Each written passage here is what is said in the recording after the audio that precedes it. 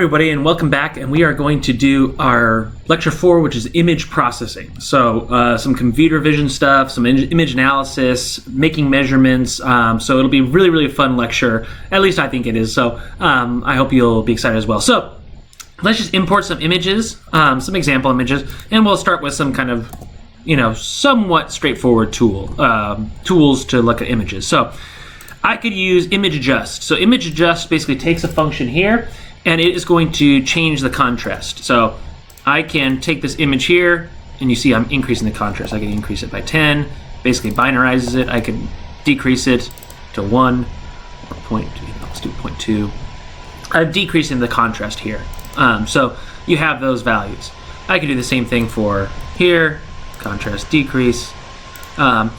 Here, I can leave the contrast exactly the same, and I can change the brightness. So I can make it brighter, I can make it less bright. I can just leave this as 0. I can make it less bright.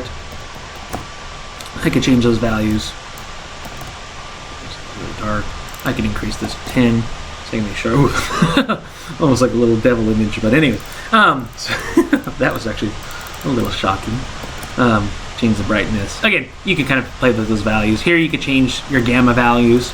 So you can change gamma 1, -1. Actually, it has to be here, so changing gamma values. So you can look at those values. Here I could sharpen my image, so I could sharpen it 20, I could sharpen it 1, looks pretty normal. I could sharpen it 50, and you can really start to kind of clarify those features here. I could blur my image, again, blur 1, blur 2, etc. those values.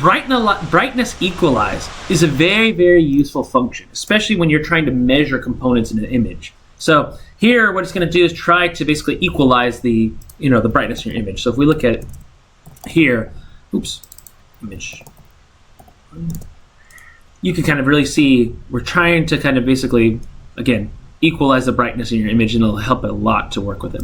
You can take an image and make it grayscale. We can color negate, invert the colors in your picture.